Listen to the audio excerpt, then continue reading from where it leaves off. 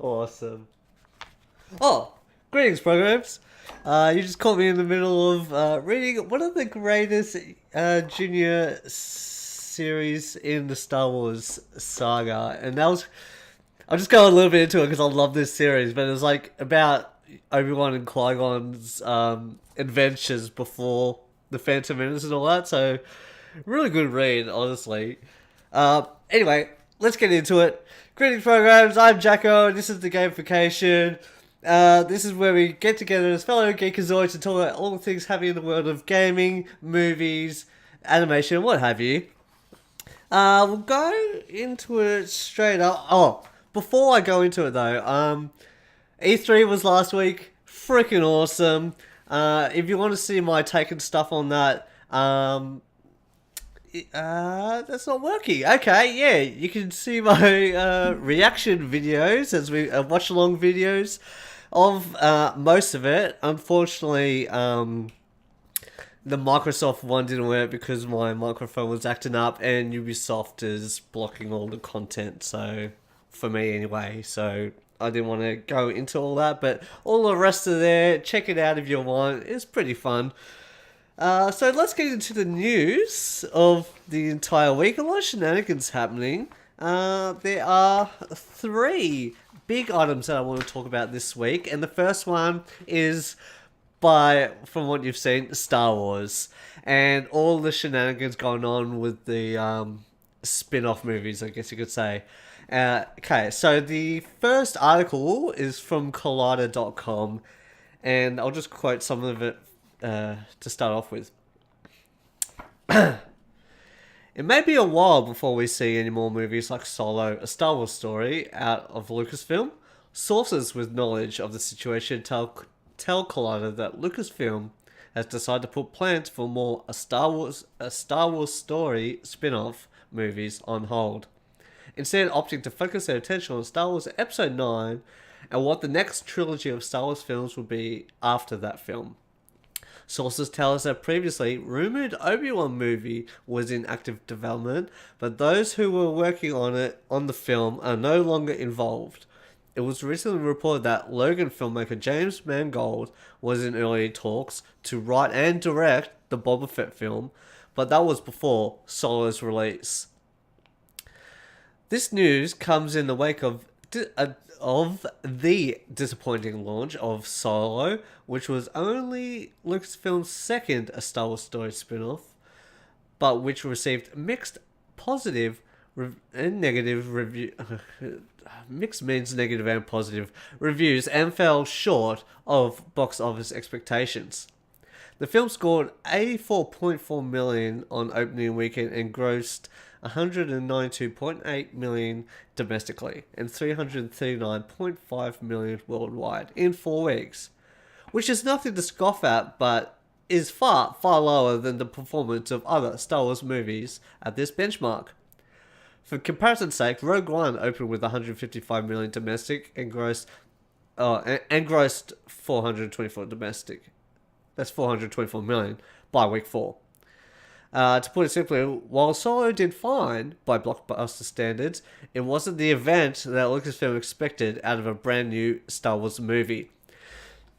Yeah, so they made $39.5 million worldwide for Solo, and the thing is, they doubled their budget. It was like $275 million to make. So saying they grossed 339.5 million all up isn't really saying much. They didn't really make much profit off of it. They got their money back, sure, but to only make, and compared to obviously like Rogue One and Force Awakens, which made like over 500 million domestic, yeah, it's not saying great things. And personally, I wasn't a big fan of the Han Solo movie, the Solo Star Wars movie. It was fine. It wasn't anything to go, wow, I've got to write home about this, you know. There's an addendum here from, so that was from Collider, but ABC.com, which is an American news site, also released a little citation thing on Lucasfilm sources on Thursday. Sources on Thursday, so that was the previous Collider article, characterized as inaccurate a report that future Star Wars movies falling outside of the regular trilogy storyline, episodes 1 to 9, have been put on hold in the wake of the box office underperformance of Solo Star Wars story. Instead, Lucasfilm told ABC News there are still multiple Star Wars films currently in development. Pardon me. In development that have not been officially announced. Those projects are moving forward, separate from an already announced Star Wars trilogy being overseen by the Last Jedi director Rian Johnson and another series of movies from Game of Thrones producers Benioff and Weiss. From that, so we also... Okay, so the whole story is, oh no, Solo didn't do as well as we thought. Let's put a hold on the of the Star Wars story titles and whatever else is going on. Let's focus on Episode 9 and the Rian Johnson and the Benioff and Weiss series and the TV series. But look, if Lucasfilm and Disney are actually saying no, those are still going on. The Obi-Wan movie's still going on. The Boba Fett one's still in discussion, and the other ones are still being worked on. Don't worry.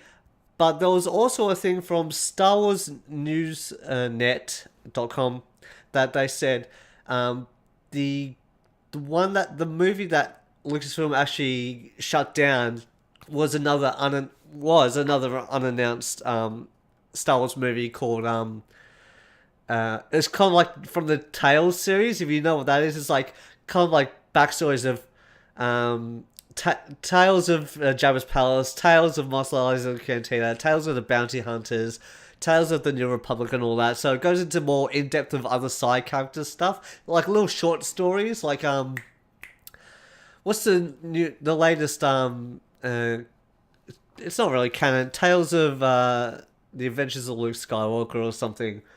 I can't remember the title. Tales of Luke Skywalker is like how he became a myth after Episode 6 and whatnot, or around that whole wartime period. So that movie, Tales of Mos Eisley Spaceport, apparently they were going to call it. Apparently that was going to be that's getting shut down and reevaluated, I believe. But I also want to mention from Star Wars Newsnet, these things. This way. In light of the director change and having to nearly reshoot the entire movie, Lucasfilm wanted to move Solo Star Wars story to December 2018. But Disney had enough of their previous film's delays and put their foot down. Our source tells us that Disney granted Lucasfilm the budget and time to make all the production changes they needed to fix anything broken with Solo, but that they had to make the May 25th release date. So you see that where Lucasfilm's like, no, we want it back in December because that's where we make the good money, and there's not as much in that winter period as there is in the summer. Solo. And it says here in the second part, in addition to this, Disney told Lucasfilm that they would not let Solo interfere with their plans for Avengers Infinity War, meaning Solo would not get any preferential treatment in marketing to make up for the lost time due to its reshoots that lasted into the fall, so that's spring over here, of 2017. Disney is in new territory, having brought up so many different companies and franchises. They are now quite literally competing with themselves to an extent. Well, that's the thing where that's summer blockbuster time. It's not the same as it was back in the 70s, right? Or the 80s, where there wasn't as much coming out for like comic and fantasy and all these big fan kind of things like Terminator and whatnot. It was more like smaller films, big films also, but more for adults instead of the directed more at children. But they're saying that Lucasfilm wanted. Okay, so Lucasfilm wanted it back in December. Solo story back in December, but that wasn't going to happen.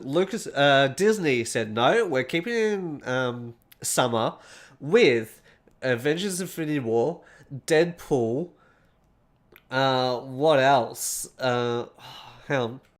So Infinity War, Tomb Raider, Deadpool 2, Solo, The Incredibles, Jurassic Park. It's all blocked up in this one kind of period of time. It's not going to work.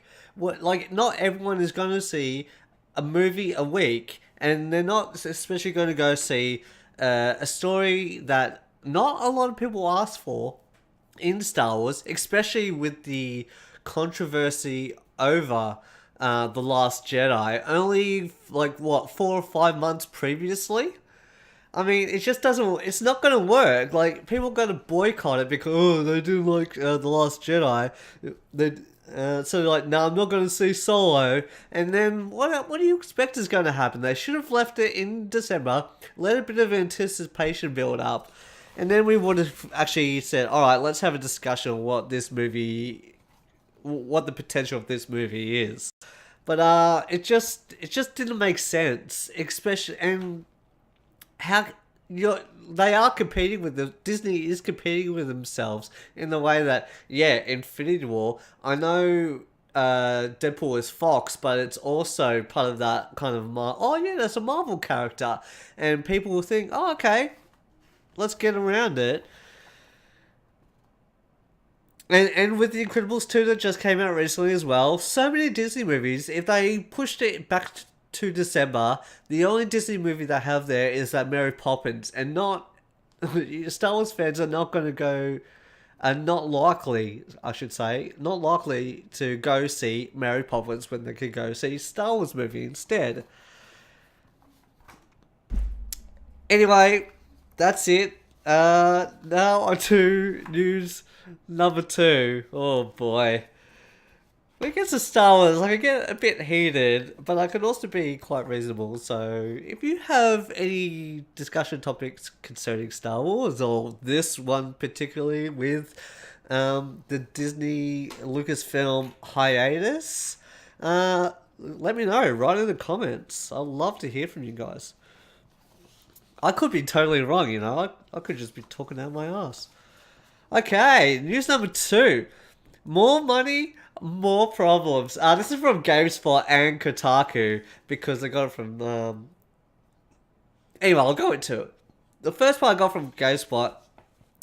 At E3 2018, it was announced the incredibly popular game Fortnite will now be cross-playable between Xbox, Nintendo, and PC, but not alongside PlayStation.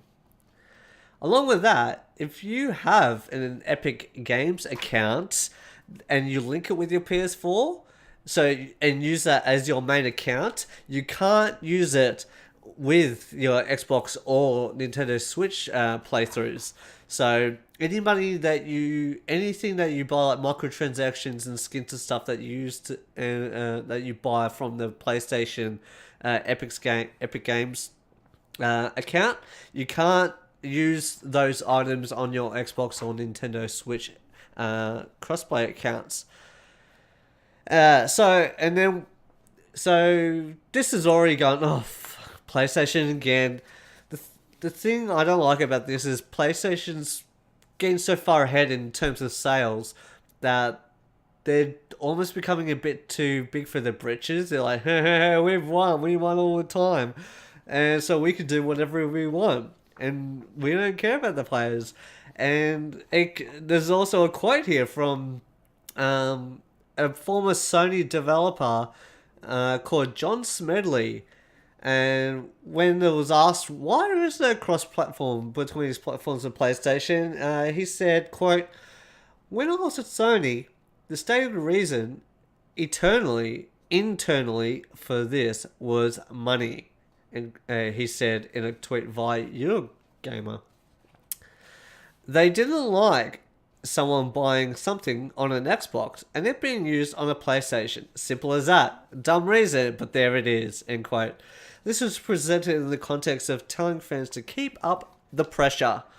Another funny thing that's been coming up recently, that Xbox and Nintendo made a video showing off their cooperative stance, I guess you could call it, with a video of a player from each kind of camp, I guess you'd say, playing Minecraft together. And given the PlayStation community, 1-2 switch kind of deal. I'm sorry. I guess you could call it a marketing jab, going, hey, you're left out of the party, guy. Sorry. We're doing good things. We're doing good publicity stunts together, and you're not part of it. I'll leave a link to that video. It's just one of those, like, you watch it on TV and go, oh, that's cool. Yeah, okay. That was just a fun little thing going, oh, okay, it's kind of dumb. PlayStation not being cross-platform friendly is still a pain in the ass. I know I've got Xbox friends. I'm a PlayStation guy, but I've got Xbox friends I want to be playing Anthem with next year. But if PlayStation's like, no, we're going to keep this stand because we like money, then that's shit because I want to play with them. Anyway, news number 3. EA changes its stance on loot boxes. This is from IGN.com. EA has stated it wants the economy to be fair in its games, which is why loot boxes have been done away with. Yeehaw! Speaking to GamesIndustry.biz, EA's Chief Designer Officer Patrick Soderlund explained why they're the... Oh, that was a misspelling. They're the company... Why the company has changed its thinking on loot boxes, which means there aren't any in Anthem or Battlefield 5. Quote, for us, we have come together after the learnings with what happened last year, Soderlund said. We've put together a framework on how we believe a large service should function, and it's something we apply across the whole company, across all products. You have to look at it from the perspective of what's fair. Fair is the number one thing. When you buy a product from us, you should get full value for the money you spend, end quote. The incident last year, which Soderlund is referring to, is the controversy surrounding Star Wars Battlefront 2. Though EA removed the loot boxes after the fan backlash, the insisted loot boxes are not a form of insisted loot boxes are not a form of gambling. The randomized rewards were replaced with microtransactions. There should be a fair game. Quote. There should be a fair game economy in the game, so you can't pay to win, Soderlund said. We don't want you to be able to pay your way to be better than others. That's important to us, but we also look at trends in the market and see people are fine with paying for other things, such as how they appear in the game. That seems to be completely fine. And, end quote. Yeah, it is. I can't argue with anything that's been said there, where you come into a game later than others going, oh yeah, I'll check this out. It's a multiplayer online game. I'll see what's going on. You get your ass kicked within 2 minutes because they're paying money. They could be paying through the nose if they wanted, and they'd be getting the better gear, the better abilities, the better weapons. And it's not fair. Like, why can't we just have a game where it's an even playing field, where everyone can come in and have fun? Sure, there's other progression and other things that you'll get, but I don't know.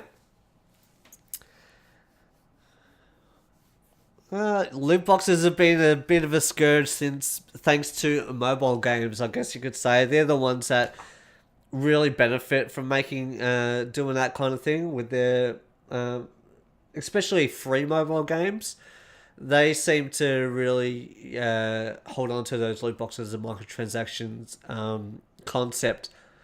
And the problem that consoles kind of saw that, like the bigger AAA companies sort of go, they're making lots of money from these whales, as someone called them, and let's try and get in on that market. And as we can see from EA, they tried it, and it's kind of backfired on them in a pretty bad way.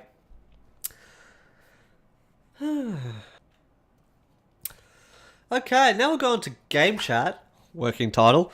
If you can think of a better title, let me know. Leave it in the comments below or tweet me. I'd love to use that, but for now, let's use this.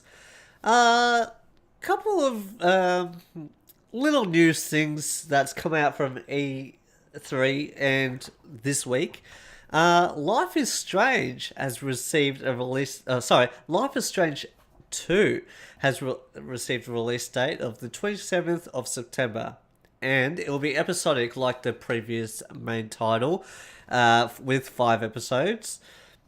I guess you could call this a semi-prequel. No. The semi... Oh, I wrote something weird here. Anyway, at E3, they... Don't Know Games also announced The Awesome Adventures of Captain Spirit, which will be out June 25th, 26th. That's a free kind of game. It's almost, I guess you could almost call it a tech demo from what I'm hearing. But it's kind of like a side story, a spin-off story to life, but set in the Life is Strange universe. So different town, different kid. That's going to be interesting, but it'll also have little Easter eggs for Life is Strange 2. Life is Strange 1 was fantastic, really emotional, teenage drama type of game. Yeah, it was, I'm always going to recommend that game. I didn't play the prequel, though, Before the Storm, but I really want to get into that. Also, Capcom, they showed off Devil May Cry 5 at E3, and my god, that trailer was fantastic. Woo! I'm so excited for that game. But there was also an interview with Famitsu, which is a Japanese game and anime kind of magazine. And they said that the new Devil May Cry 5 is about 70-75% done already. So that should be great. Nothing really big to go on there. They just got a few things to music and whatnot. Anyway, that's it for Game Chat for now. Are you excited for any of those games? What other games at E3 did you see and were excited for? Let me know in the comments below or tweet at me at Jackosaurus. Okay, games out this week. This is the last segment. The Lost Child on PS4, PC, and Vita. Sculptor VR on the PSVR, PS4. Yoku's Island Express, Xbox One, PS4, Nintendo Switch. Steam World Dig 2 for the PS4 and the Switch. Tennis World Tour for the Switch. Anima, Gate of Memories, The Nameless Chronicles on all platforms, so PS4, Xbox One, PC, Nintendo Switch. Pixel Junk Monsters 2 Encore Pack, PC, PS4, Nintendo Switch. Harvest Moon, Light of Hope, PS4, Harvest Moon's quite popular. Suzy Cube on PC. BlazBlue Cross Tag Battle, PC.